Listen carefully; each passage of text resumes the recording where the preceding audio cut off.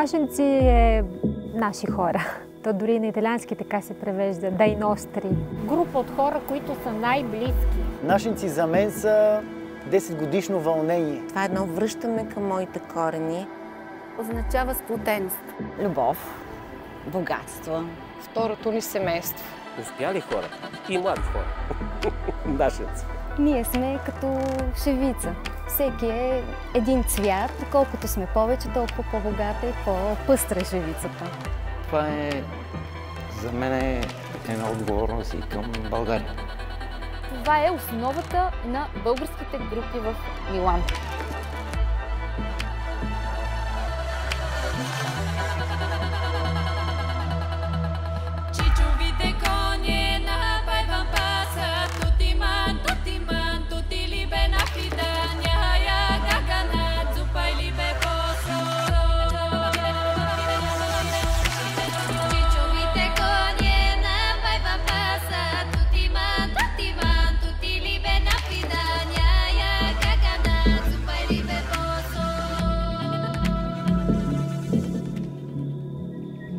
Трябва да се върнем назад през 2013 година, когато започна всичко в Милано. Тогава имах нужда да запълня една празнина за себе си, нещо, което ми липсваше, и това беше българската музика и изобщо контакта с България.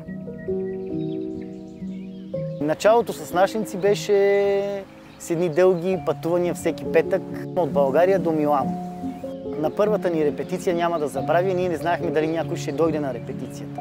Стоиме долу с Ради и с Роберто, съпруга й, в една зала и чакаме. И чакането започна да се появяват хора. И оттам започна един дълъг път, който извървяхме заедно, и беше трепет определено, тъй като тогава нямаше група. Това беше първата, която даде началото на фолклорното танцово изкуство там. За всички ни беше ново. Българите в чужбина по-скоро се събираха на някакви сбирки помежду си, т.е. някакви приятелски семейства, които се събират и общуваха, докато вече има група по танци. И това нещо стана много важно за всички ни.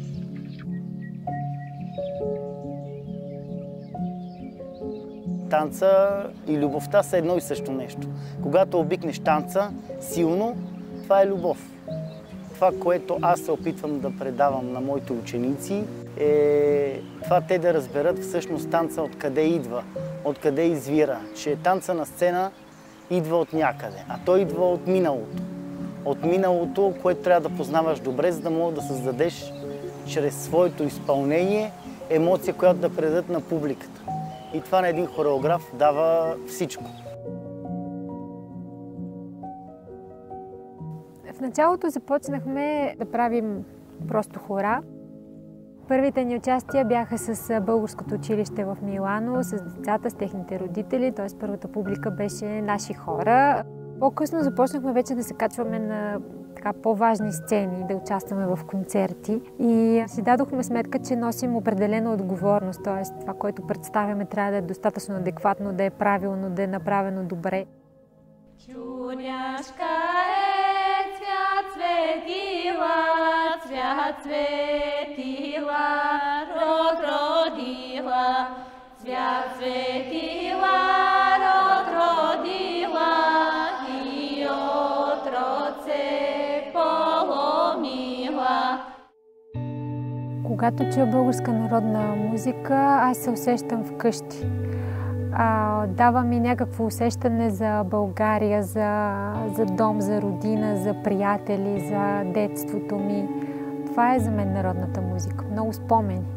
Това са момичета, които 90, дори бих казала 100% нямат музикално образование. Те не четат ноти, те никога не са пели или са пели в някакви фолклорни групи в България, докато са били. И започнахме буквално от нулата. И искам да ви кажа колко съм щастлива след няколко години, когато излезнаха на сцената и видях резултатите, които сме постигнали заедно.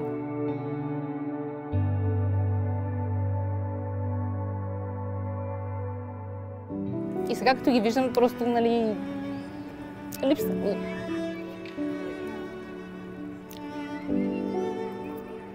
Така. Оправим се, ще разказвам, за хубавите неща.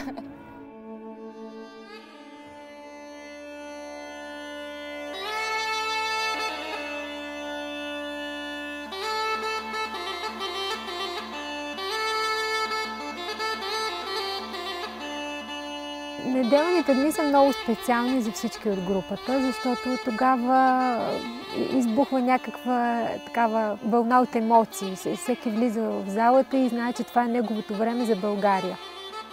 Всяка неделя за мен е празник. Едно място и един момент, в който аз се чувствам много по-силна, по-лека и всичко е по-хубаво. Имаме нужда от тази асоциация, имаме нужда от нашенци, имаме нужда от това да се събираме, да сме сплотени. Дали да съм много изморена, каквото и да е, когато аз отида с тях на репетиция или на някакво участие, аз се зареждам с енергия. Все едно се пренасям в друго измерение. Едно удоволствие да участваш и да си част от тях. Нашенци е състав, който не е изграден от един човек. Ние сме много хора и всеки от нас прави нещо, има своята роля. И слава Богу, срещнах много хора, които мислят като мен, имат сходни интереси, с които се разбираме.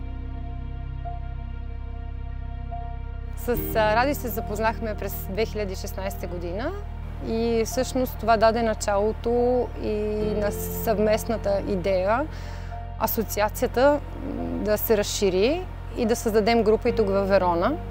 Така че през 2017 година в Верона успяхме да създадем наистина нова група. Асоциация за българска култура Нашенци може би е единствената асоциация, която е разпространена на територията на Италия в повече от 3 града.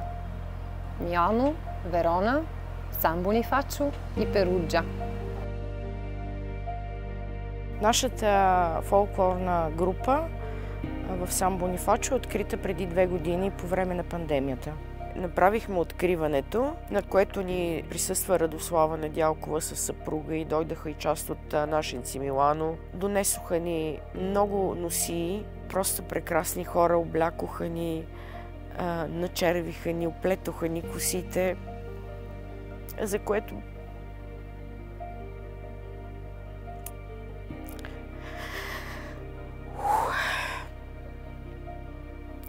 беше много хубаво, беше страхотно. Една неописуема емоция да облечеш една носия, как променя човека. Първо ни обединяваше България. На второ място ни обединяваше българския фолклор. След това дойде приятелството. И в тази връзка пък не мога да опиша каква е радостта на всички участници в тези групи, било танцори, било певци. Защо се случва там, за толкова километри от България, не се случва тук? Когато си тук, когато си далеч от България, е много по-силно. И наистина българските ритми, българската реч липсват. Чувства се една празнота, която благодарение на нашенци всъщност се запълва по някакъв начин. Липсват и семейството, липсват и всичко българско. Аз го откривам в 3 часа в събота. В залата, в където слушаме само българска музика, играем само хора, смеем се на български, говорим на български. Много е трудно да си далеч от България, да си далеч от родината си, особено когато близките ти са там. И особено когато някой вече ги няма.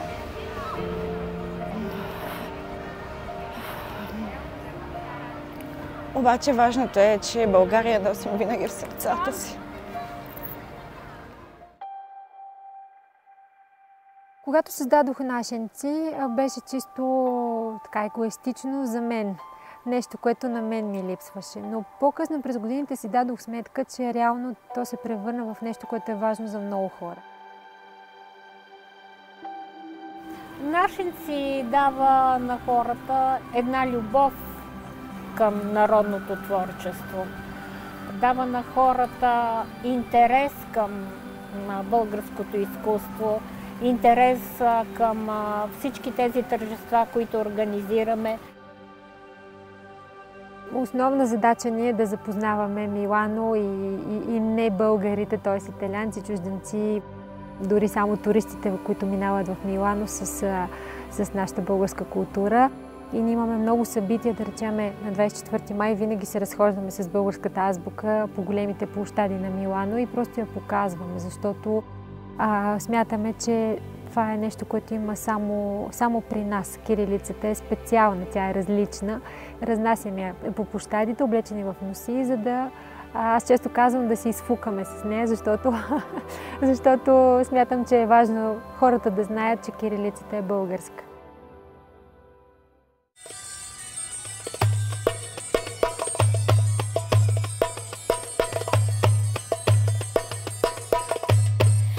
Шетах се с концето, ягно из поле до широко, мила севдо из поле до широко. Обединяват ни българските хора, българската музика, българските традиции. Наистина имали сме и трудни моменти, но танците, хванати за ръце, всичко ни сплотява и може би проблемите се забравят. По време на пандемията беше изключително сложно. През цялото време това, което си повтарях, не трябва всичко това, което правим толкова време да изчезне. Просто така, че имахме уроци онлайн. Пеехме онлайн, което е доста сложно, защото по интернет има забавяне на гласовете. Ние пеем хорово пеене на гласове, т.е. полифонично. И нямаше как да пристигнат гласовете на всички хора по едно и също време да се получи перфектно миксиране. Нямаше такава история. Тогава инициирахме една инициатива "Пускам кърпичка", защото така решихме, че стоенето вкъщи може да бъде и забавно. Пуснахме това видео, се завъртя из цяла Европа. И се получи страшно готино, защото супер много хора откликнаха и започнаха да ни изпращат видеа, в които хвърляха тази въпросната кърпичка и играеха ръченица, дайчово хоро, право тракийско, кой каквото може. Когато след това отвориха вече залите, първоначално хората тръгнаха много плахо. Групата беше станала страшно редуциран състав, защото самите хора вече не се чувстваха толкова предразположени да комуникират помежду си, да социализират. Казаха, ние ще танцуваме на колани, няма да се държим за ръце. Първоначално беше много тежко. Първите уроци бяха тръгваме, правим 2 репетиции, пак налагат някакви мерки, затварят залата.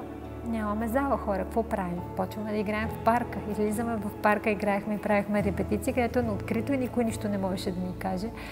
Беше наистина много тежък период. Знам, че за целия свят беше тежко, но на нас определено ни беше тежко.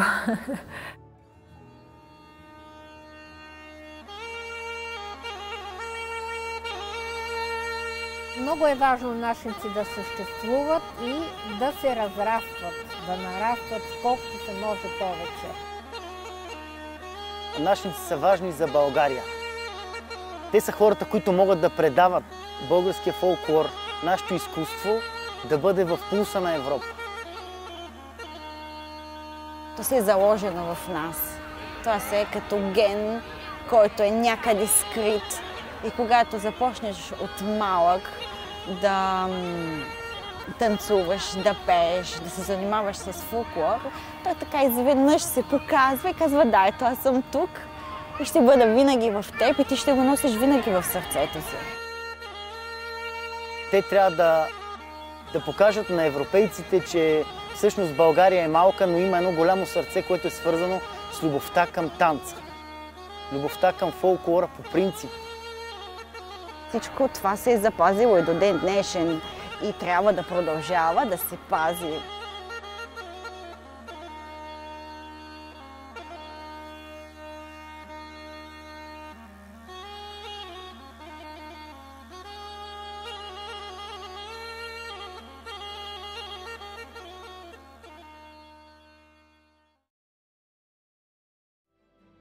Скъпи нашинци, честит рожден ден! Честита ни 10 годишнина! 10 години не са малко.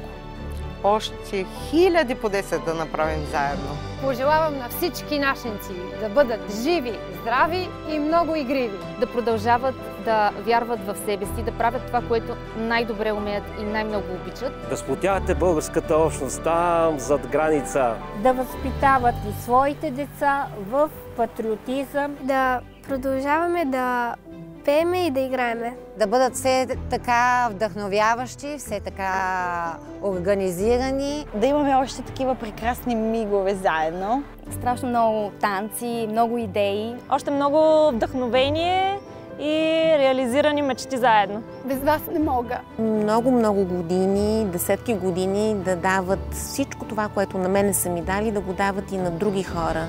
Да продължава така напред. Да съхранявате българския фолклор, да разпространявате българските обичаи и традиции.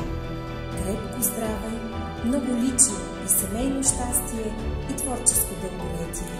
На многая лета!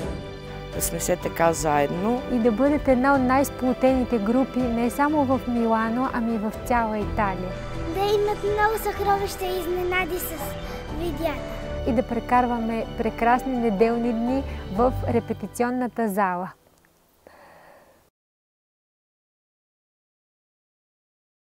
И да продължава лудницата, в тая каруца.